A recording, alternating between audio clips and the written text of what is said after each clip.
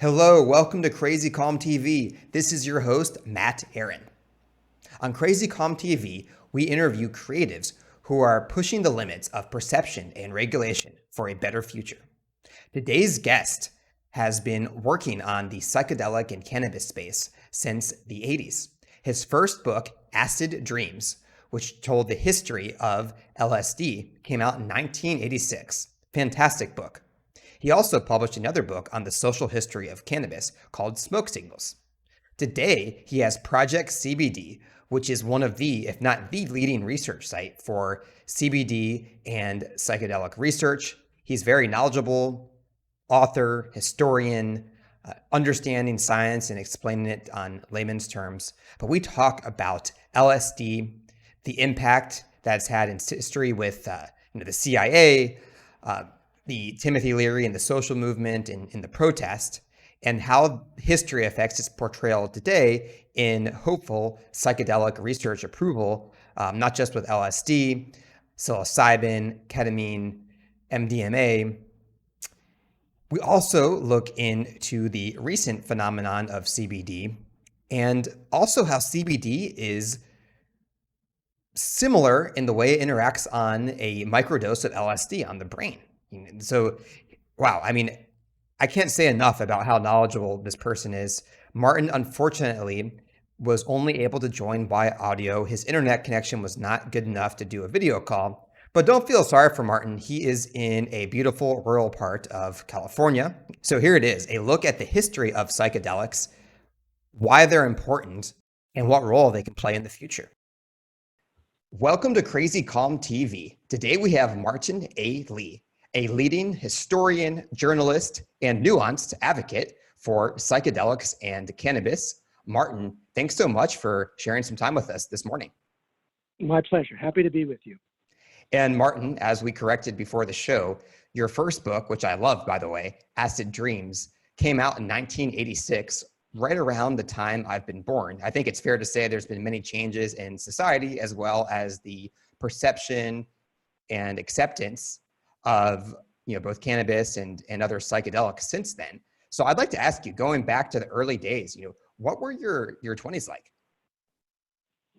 I'd have to think back quite a few years from that already, but I was already writing Acid Dreams, or was involved in the process of researching Acid Dreams, which is a social history of LSD, a history told through characters. And the book wasn't completed until my early 30s, but the process of researching it took a while. It was quite an interesting process. I had access to literally tens of thousands of pages of once classified U.S. government documents, mainly from the CIA, also from the U.S. Army.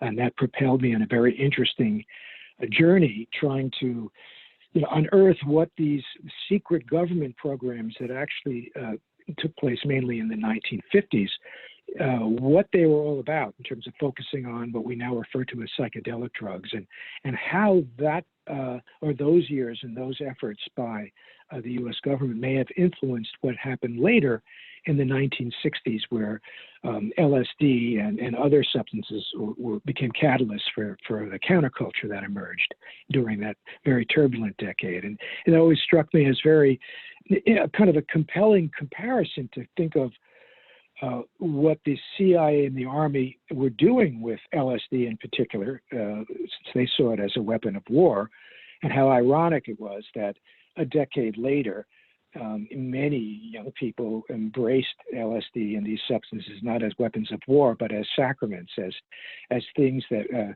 could be used to explore the mind rather than to control it. And it was that irony that really compelled me to research what became Acid Dreams. And let me add a couple things to that irony. There is, for some people, and this is not a recommendation, but taking psychedelics helps open their mind, and that was one of the influences. Not everyone. In the protests, a lot of the protesting groups of the Vietnam War, they were taking a lot of LSD. Also, it was very interesting. Again, this book is very comprehensive, so this is just one of the many things I found interesting and shocking. But the CIA, when they were experimenting with LSD, in the beginning, they thought it was a way for mind control. And then at a certain point, they decided they said, no, actually, this isn't mind control. If someone gets, too affected by this substance, they'll be kind of incoherent. So they suggested giving officers for the Army and CIA that go out into the field to take some, just in case they get captured, to take some to prevent them from telling the truth. So it's that was one of the very interesting things I found in the book. Yeah, it was really a kind of a wild story, because when you think about it, 1950s, Cold War, really the deep freeze of the Cold War between U.S. and Soviet Union, and the CIA encounters this, what really was at the time really the most potent mind drug known to human kind, and they approached it from a certain vantage point, seeking to develop LSD into a weapon that would give them an advantage in the Cold War espionage game. And how they related to LSD evolved over the years. Initially, they went into it looking for a truth serum, in the classical sense, something that you can use in interrogation to elicit information from otherwise uncooperative subjects. And that was the focus initially for the CIA when they had encountered LSD, which actually dates back to 1951, is the first year I was able to document that the CIA was actively engaged in researching LSD and beginning to use it actually on human subjects, albeit on an experimental basis.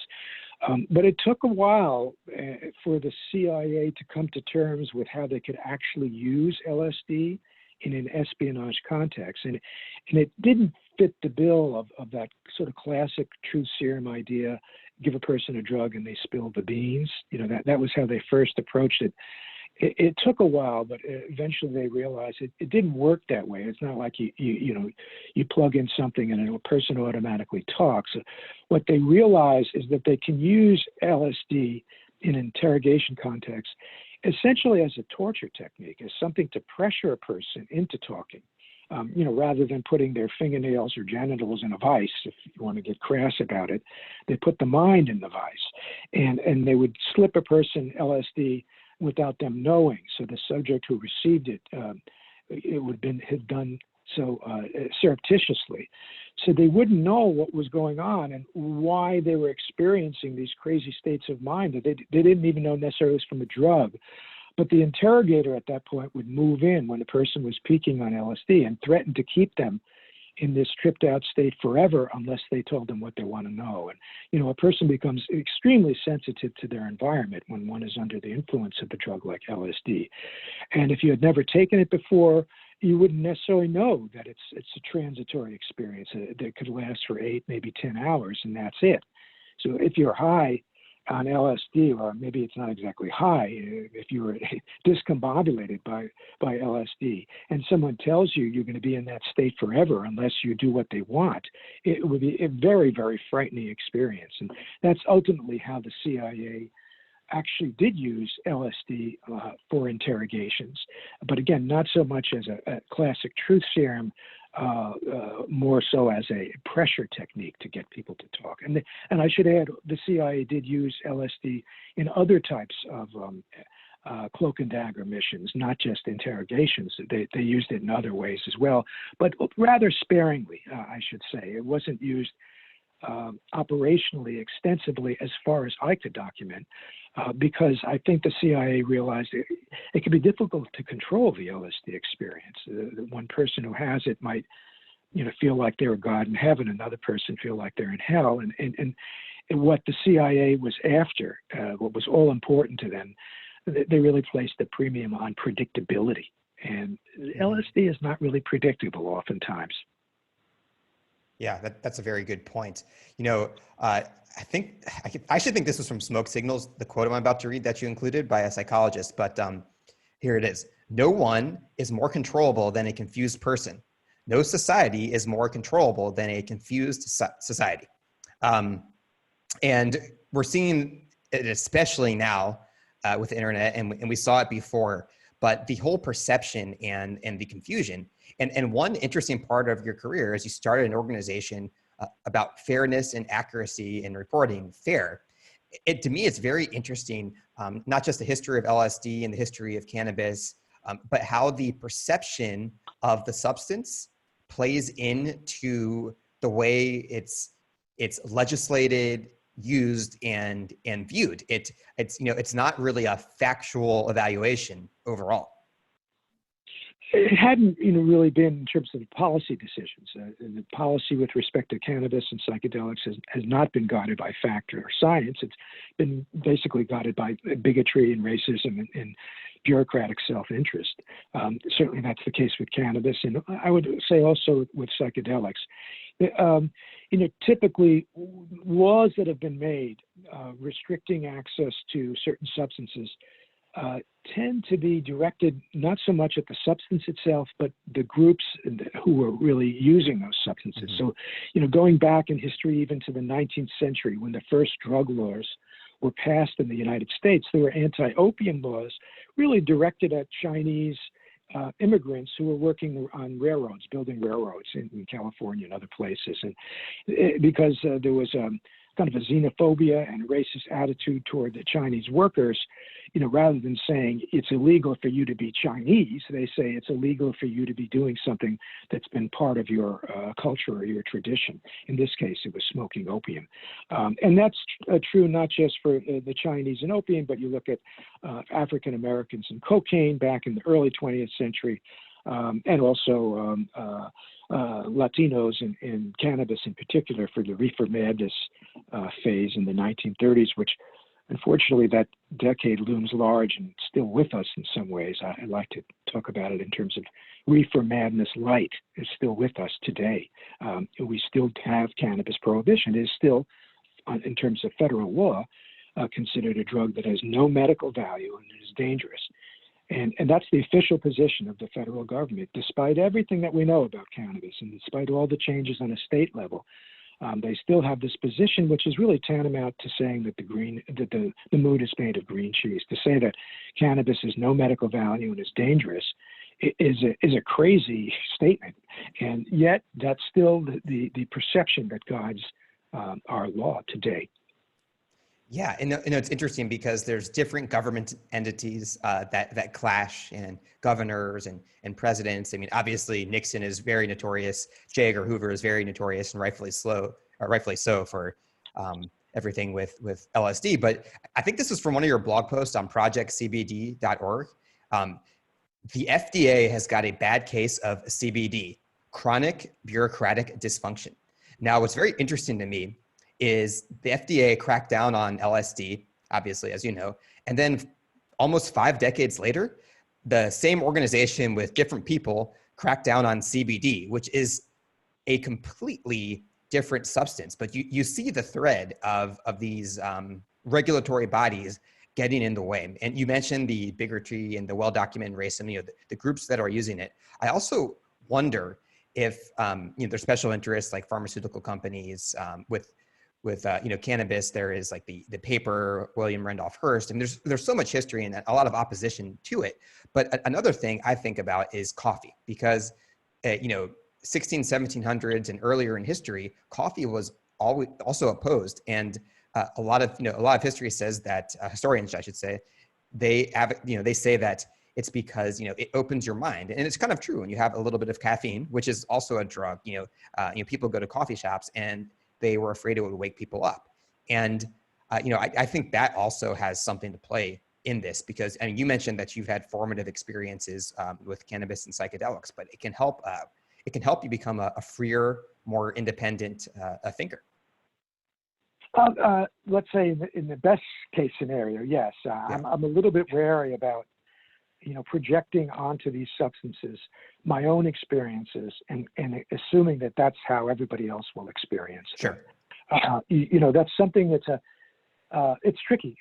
These substances can evoke experiences that are very powerful, very compelling, and very seductive in a way. That there's a quote from Alfred North Whitehead, a British philosopher back from the 20th century, and the phrase is the fallacy of misplaced concreteness. That's a bit of a mouthful, but I think that really does apply to a lot of what has gone down historically with a drug like LSD, because you have these different groups that got involved with it and end up defining what the drug is in a certain way that tends to be more of a projection of their own attitude and mental state than it is necessarily an objective thing. So, for example, the CIA, when it was experimenting with LSD during the 1950s, came to define it as an anxiety-producing agent. That's how they actually saw anxiety as something as if it was embedded in the molecular structure of LSD. That's where the anxiety was, not in the minds of the CIA agents that were taking it and experiencing a lot of anxiety, or the people that they were giving LSD to surreptitiously and who were experiencing a lot of anxiety as a result. At the same time, you had people in the 1960s claiming that LSD was going to be the ticket to paradise, it was going to be the ticket to heaven on earth. And I think in a way, those folks were also projecting onto LSD their own experiences that were obviously quite intense and wonderful, but they're assuming that anybody who took the drug would have the same kind of experiences and would automatically lead to certain changes in society and so forth. That didn't really happen. That said, LSD is potentially a very potent tool for both personal and social change, but nothing's written in stone, and it's not because the drug, the molecular structure of the drug has a certain experience written into it. It has a lot to do with how a person relates to the drug and the context in which they take the drug. LSD is very much context dependent, and that's why so many different groups came to so many different conclusions about it was. The CIA claiming it was anxiety-producing weapon, the hippies in the 60s saying it was a peace and a love drug leading to enlightenment. How could the same substance do both? In fact, it did, but it was because the context and the people taking it were quite different. For sure, yeah, and that's one of the very fascinating things about psychedelics, unlike something maybe, let's say, like Tylenol or Advil, where the context, your own emotional state, the people around you, the cultural beliefs can all influence your experience. I guess maybe another way to put it is it would be great if psychedelics could be objectively considered as a possibility for people to look to as one option among many spiritual and therapeutic things to consider in their life. And I think sometimes a lot of the propaganda I think a lot of people at my parents' age in their 60s, LSD they used to take extremely high doses of LSD. And I don't have data on this, but I believe it's just anecdotally, I believe it's much higher doses, like 800 micrograms than people tend to take today. So people that had one of those experiences, taking a dose that just scares me talking about it, they are going to be a lot more wary, but it has to do with the dosage. And that's another thing to consider. Now, Martin, researching for this interview, I follow on Benzinga, which covers cannabis and psychedelic news. And there is a company I think they're like a Canadian, like publicly traded on the Canadian stock market, but based in San Francisco and Vancouver. And they're working on a product that allows for, they claim that if you want to do LSD therapy, you can give the psychologist or the therapist, conducting this and offering this service, this pill that can literally get you out of the trip in case it's a bad trip. Again, I don't know all the details, but there was a press release around this. But what I found interesting is I've heard a lot of people talk, and there's been psychedelic research at Johns Hopkins and many other places, that LSD still was kind of the black sheep. But I'm starting to see that maybe LSD therapy could potentially become legal or gray area legal in the near future. Well, I think that because LSD is so associated with the upheavals during the 1960s, the protests, the cultural rebellion, and so forth, it does carry a stigma as a result of that association for a lot of people today. And while we are actually in the midst of a revival of interest in psychedelics, I would go so far to call it as a psychedelic renaissance. The focus isn't on LSD for various reasons. The focus has more been on psilocybin, which is an extract of the magic mushroom. And it's also very hallucinogenic, a very similar experience you have compared to LSD, although not as lengthy. LSD could, an adequate dose or a substantial dose could last 10, 12 hours. With psilocybin, is not quite as long, maybe 5, 6, 7 hours. But the experience tends to be pretty similar.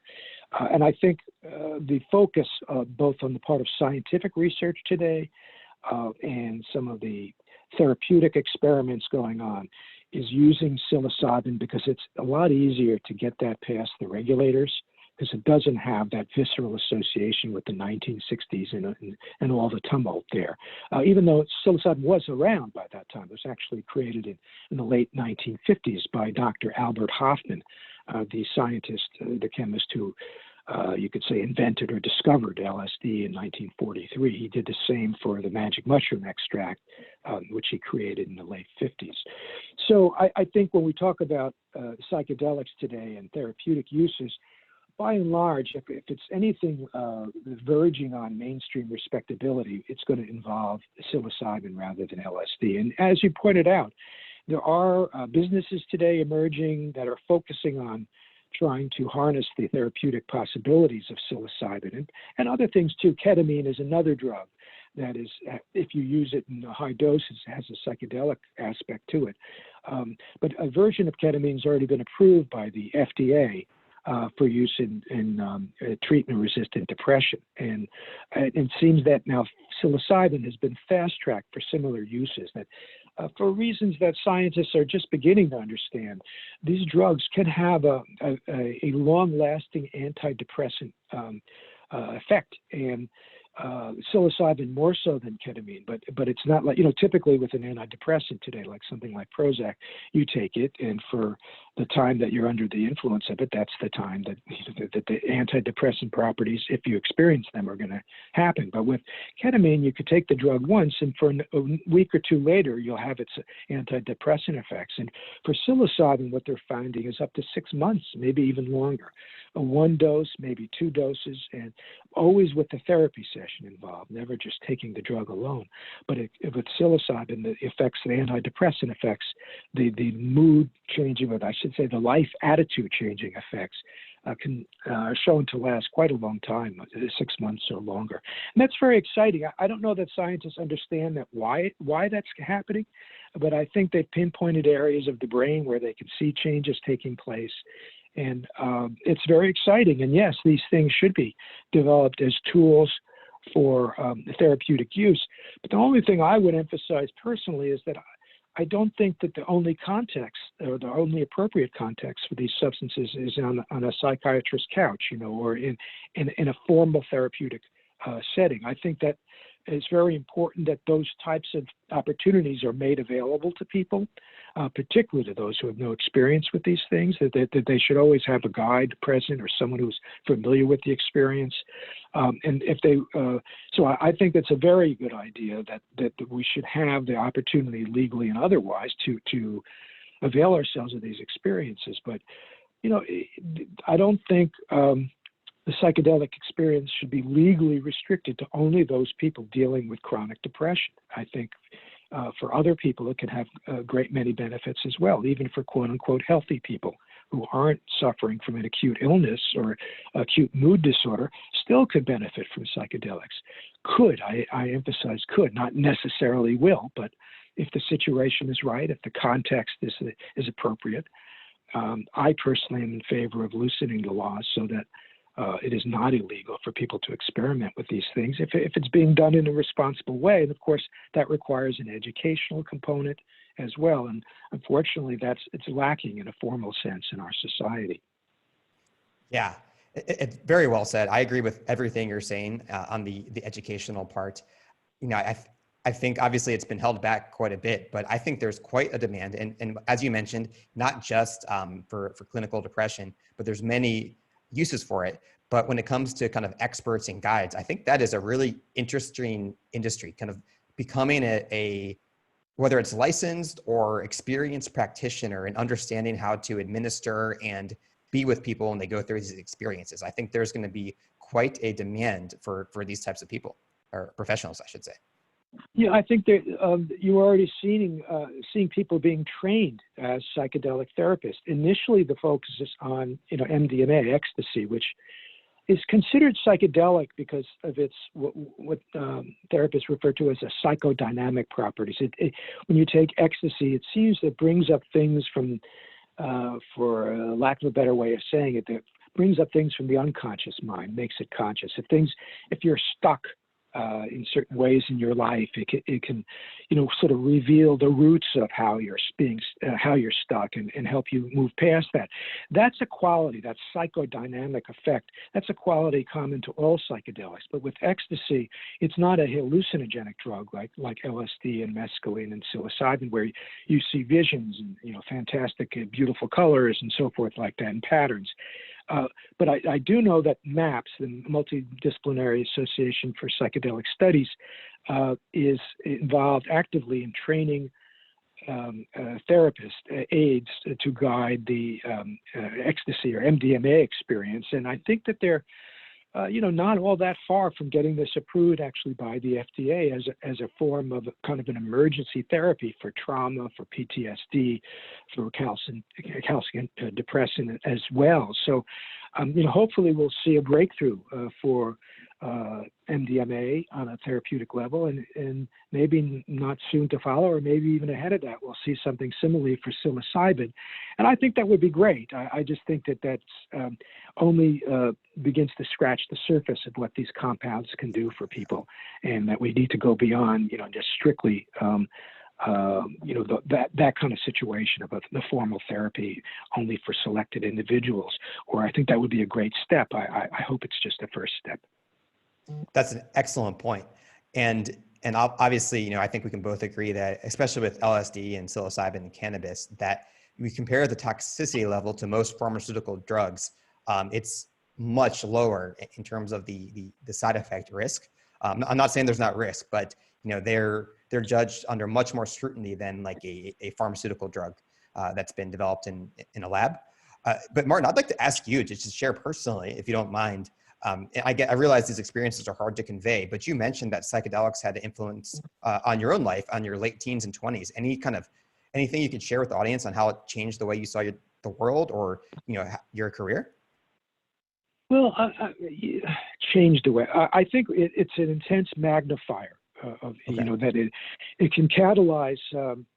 Move you forward quicker in the direction you're already going, or if you need a change, it could propel you, in a different direction. But I mean, these things are personal, and it's difficult to talk about. But I think that for me, it helped me understand in a holistic sense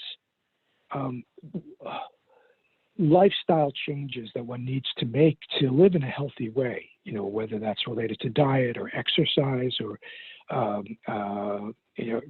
just the different things that one could and should do to live a more balanced, healthier life. I think that my experience with psychedelics really informed that for me and sort of pointed a pathway that I might not have even known it at the time when I was experiencing, but I could see very, very much so looking back.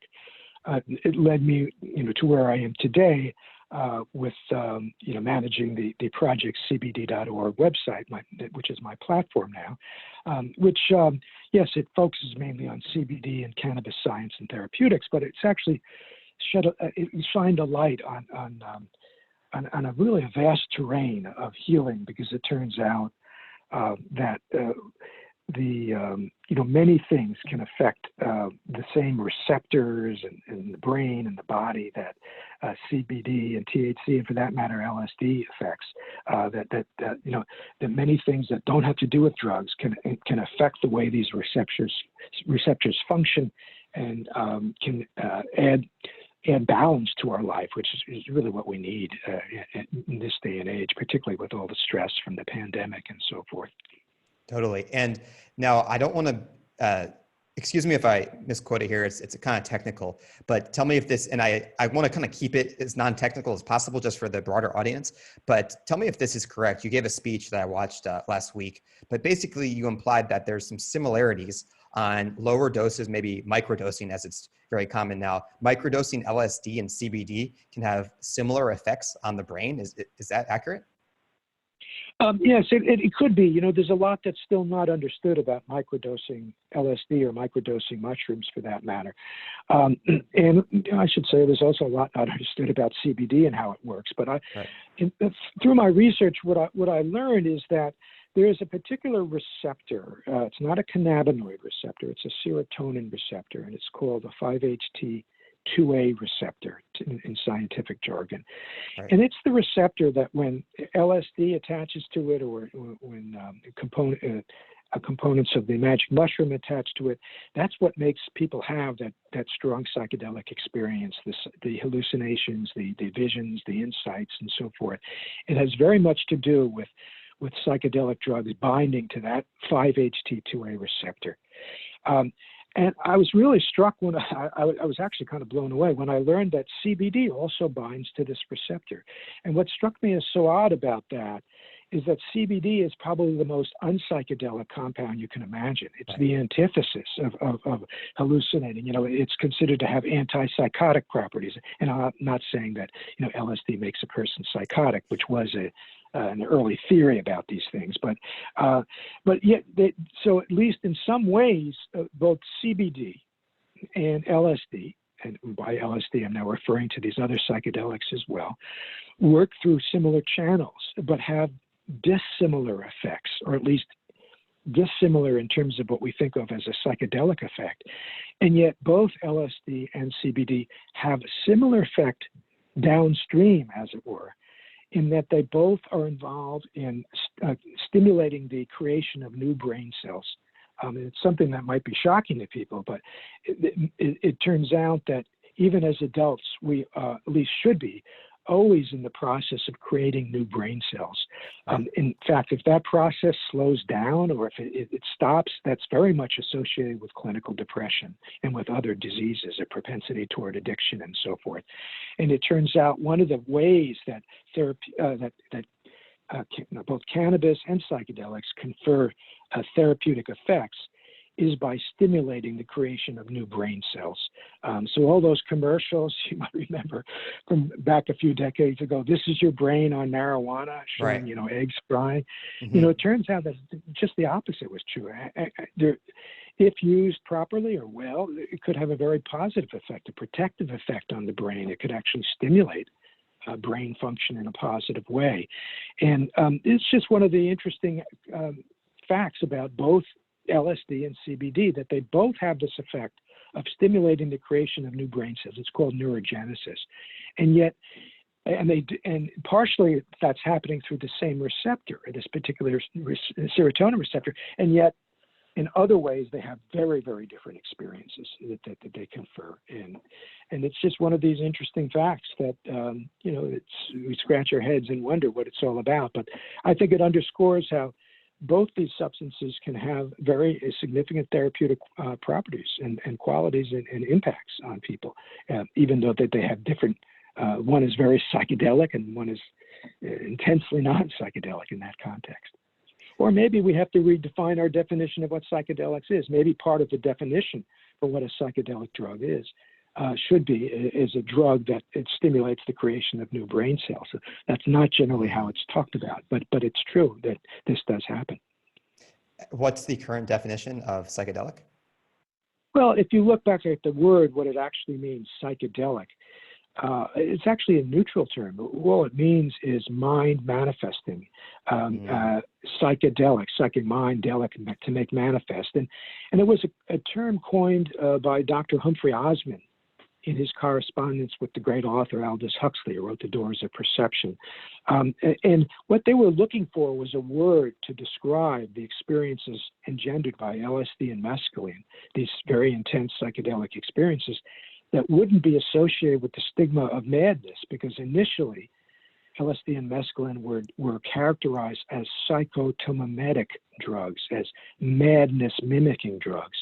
And Huxley and Osley correctly felt that this was too narrow a definition, that the idea that LSD or psilocybin were madness mimicking didn't really get at the full scope of the experience. And yeah, maybe they could mimic madness if in fact the person was in a situation where they're under a lot of stress and pressure and were given the drug in the wrong way, maybe without their knowledge.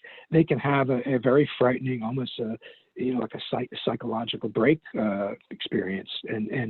But that doesn't cover it all. So they felt that they needed to come up with another term that could encompass the full range of experiences one might have. And they chose what at that time was really a rather neutral term, just making manifest what was in the mind manifesting.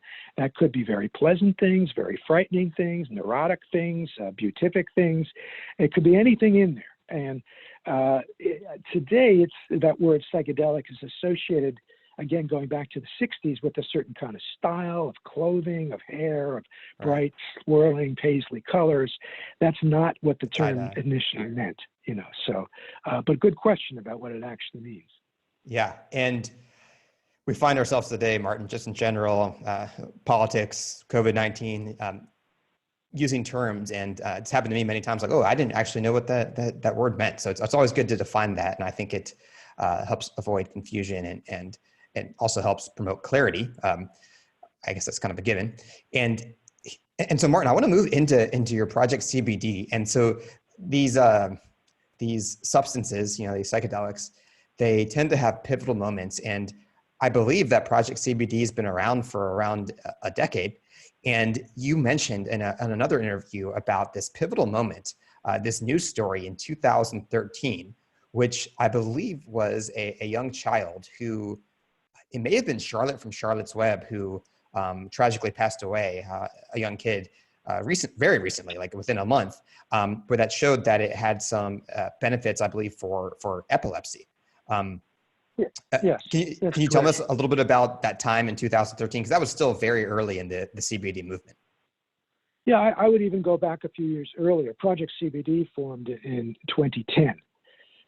The incident you're referring to is 2013, the summer, when CNN broadcast a report with Sanjay Gupta in which he apologized for misinforming the American public, for the international world for that matter, about marijuana, which he had been a kind of a prohibitionist. He had the drug war mentality with respect to marijuana. But when he learned about little Charlotte's story and the story of some other little children who were taking a form of cannabis that we refer to as CBD rich, certain kinds of cannabis, depending on how much CBD or how much THC, the high cores, are in there, you can have different effects. But there are certain forms of cannabis that are very high in the CBD compound, which is not intoxicating, and very low in THC, which have extraordinary medical benefits. And little Charlotte, who was experiencing literally hundreds of seizures a month, she was epileptic.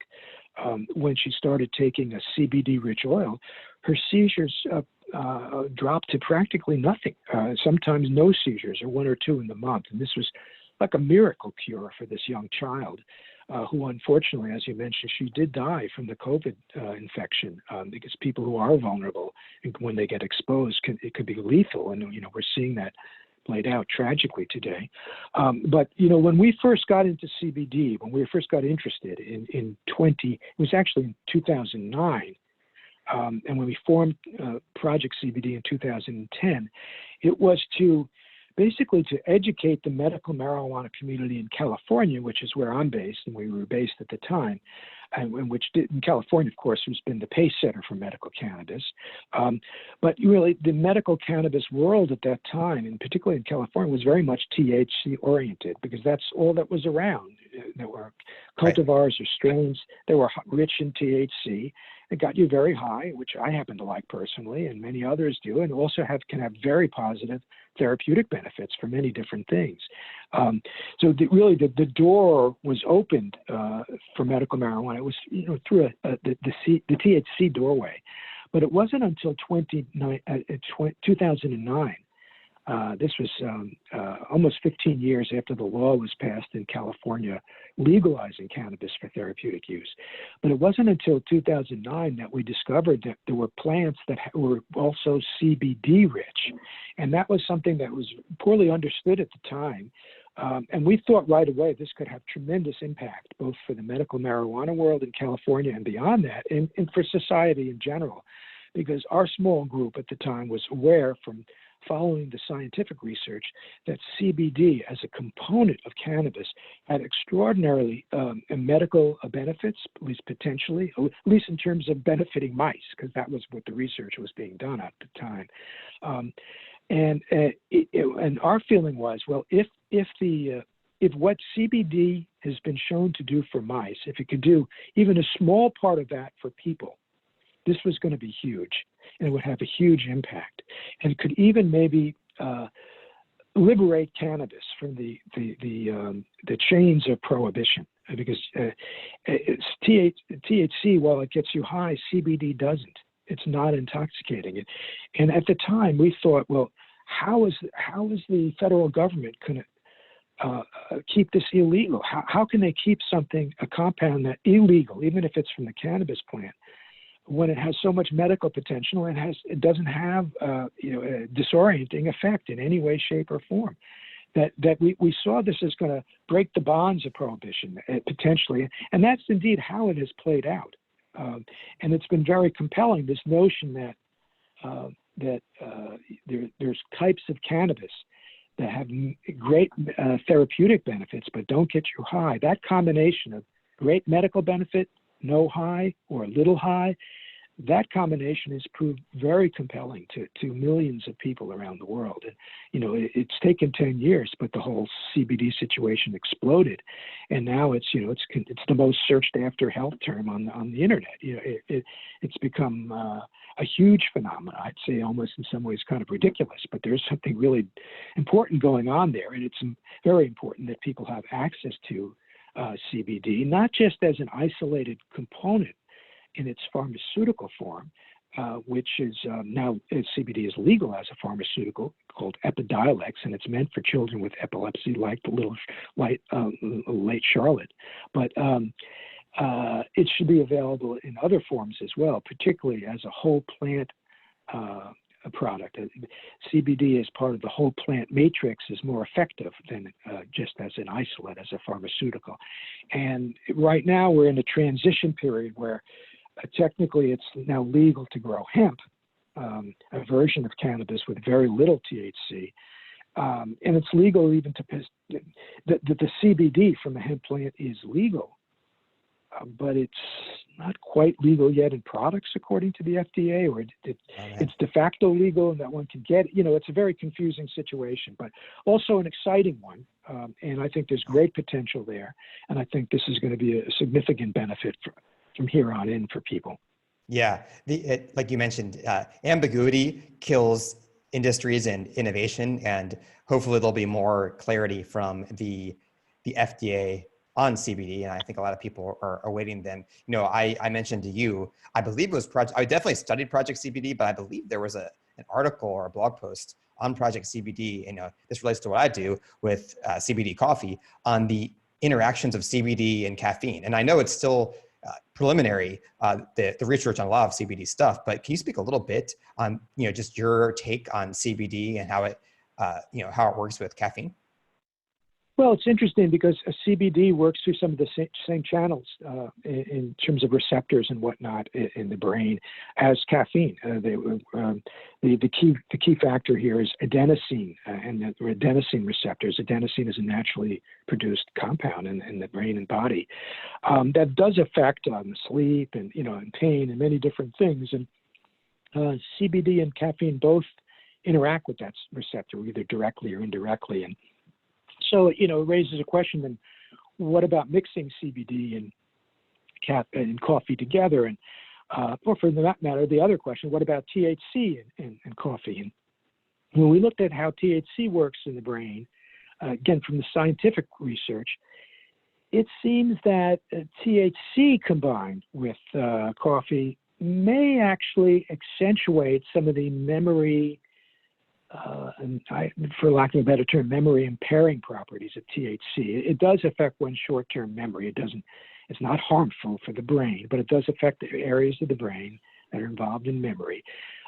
CBD does not have a similar effect as THC in that way. If anything, CBD tends to compensate for THC's memory impairing properties. And memory impairing is a very powerful statement. It's a very mild impairment, I should emphasize. It's not, right.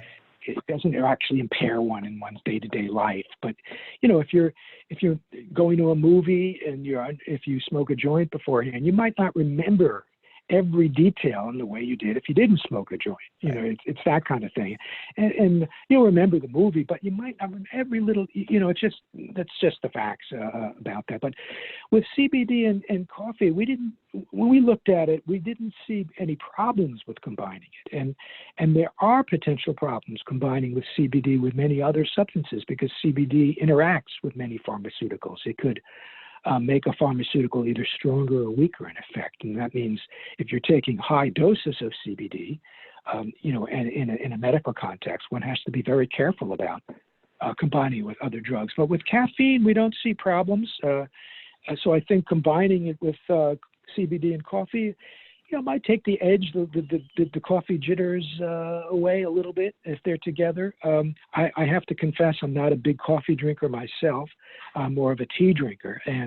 But if we saw a problem, we would have highlighted it at Project CBD, but we didn't. So we think that there are several companies now involved in making products combining both CBD and coffee, and it seems that they're doing well. And it's one way to take your CBD in the morning. You know, the only caveat here is that most likely these products are involved with using a CBD in an isolate form and adding it to the coffee, and not a full spectrum CBD, which would include all the other components of the cannabis plant. And, you know, that could add a bitter taste to coffee or another drink if you added the full spectrum of what's in the cannabis oil. So I think for a drink, whether it's a coffee or tea or something like a LaCroix, you know, a bubbly seltzer water, and that's being done now too. Lagunitas has made such a drink with CBD in bubbly water. It's generally speaking, it's going to be an isolate or a distillate that use, so you wouldn't get the full range of therapeutic benefits, but I don't think it would be something harmful or negative, and you'd get the benefits of CBD isolate, of which there are benefits. It's a little bit different than when CBD is combined with many other compounds for obvious reasons. One is just CBD, the other is a more multifaceted thing. And Martin, I just want to add that, you know, I can speak for Crazy Calm and some others that we tend to use broad spectrum.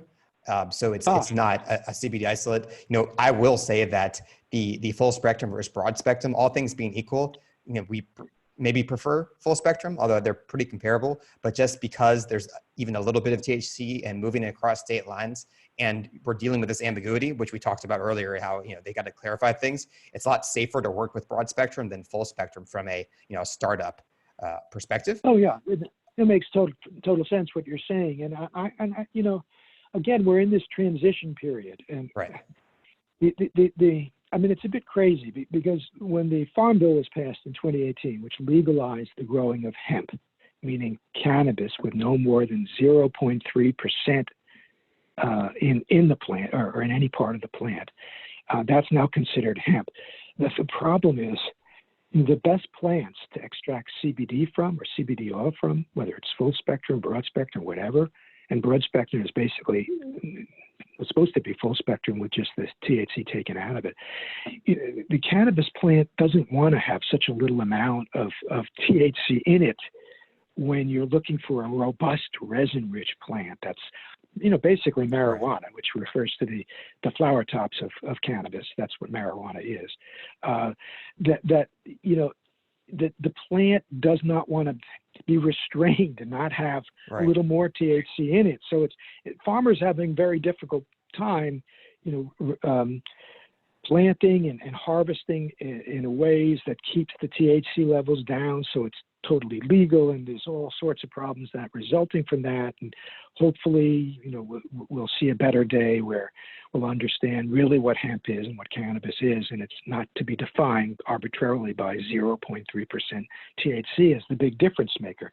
The one thing about broad spectrum, you know, I think that definition is, that phrase is been used in a variety of ways. I think of it, as I mentioned before, it's just simply everything in the oil extracted from the plant minus the THC, that the THC would be taken out.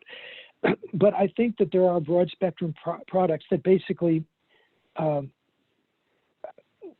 that don't include all the terpenes in it. You know, there are components of the cannabis plant. They're called terpenes, and they're what give the plant its smell. You know, that cannabis has amazing smell, and the different strains have different smells, and that's because different terpene configurations, and terpenes are everywhere in the botanical world. They're the most common botanical compound out there. Every time you smell a flower, you're smelling a terpene. You know, there's hundreds of different terpenes.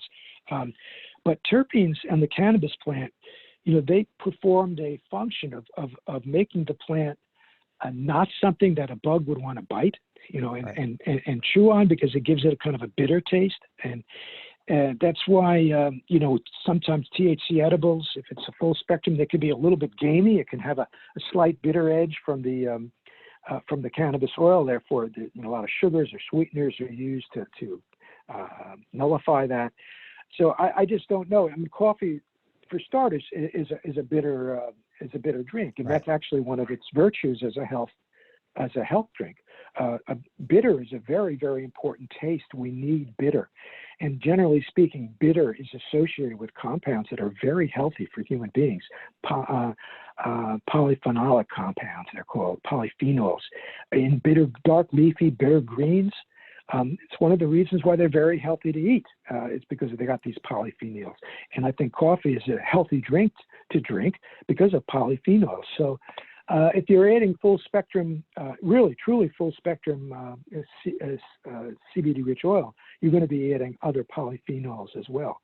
So in that sense, I think it goes along, you know, it makes a lot of sense. But if you're including or infusing CBD into something like a seltzer water, you're probably going to want to exclude the terpenes, because it would give it a very bitter taste and make it unpleasant.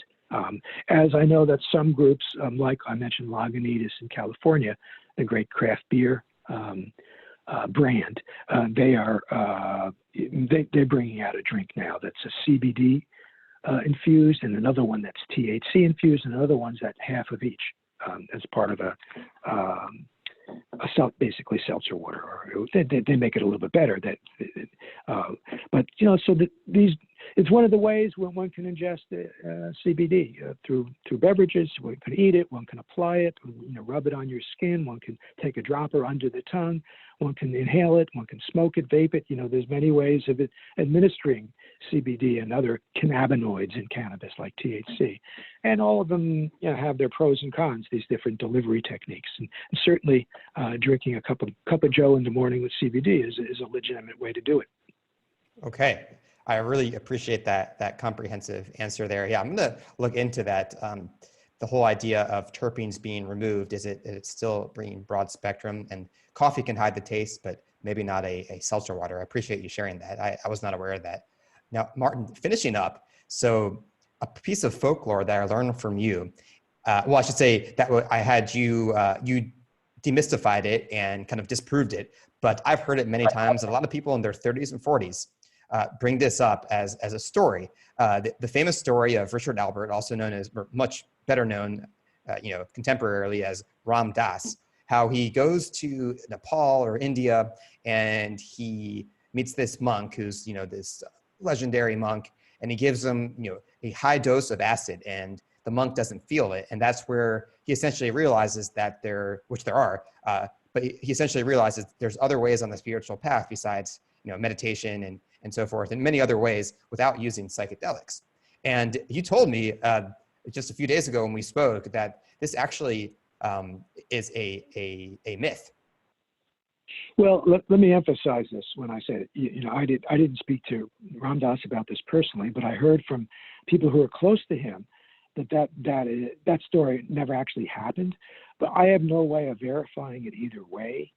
But I think the important thing about that story is that it communicated to people that just as LSD and psychedelics are very powerful in terms of how it can change the mind or open the mind or affect the mind, that there are other ways to do this without using drugs, and that meditation, or some of the Eastern mystical traditions involved with various forms of meditation, is another path for people to consider. That was the upshot of the story that Ram Dass told, you know, in his book, Be Here Now, it was called, that I think it came out in the early 1970s.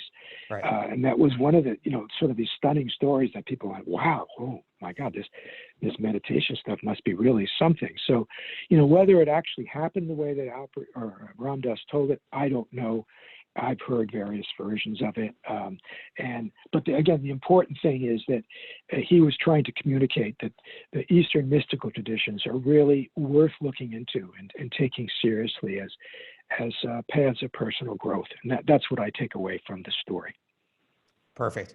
Well, Martin, I want to thank you so much for coming on. Anyone listening, we'll have the notes here on YouTube. Go to projectcbd.org. There is a wealth of knowledge on CBD, cannabis, psychedelic research. It's one of my go-to websites to learn about this stuff. Martin, I want to thank you for everything you've done for the industry. I think Acid Dreams, being a younger person, it helped educate me about the late 1960s and Nixon and the Vietnam War. Obviously not comprehensive, but it gave a nice story, telling what happened, at least from Timothy Leary and the various groups that came up. So I really enjoyed reading both Acid Dreams and Smoke Signals. We'll link to all your work as well. I really appreciate having you on the show. Great. Good to be with you, Matt, and good luck on your efforts. Thank you.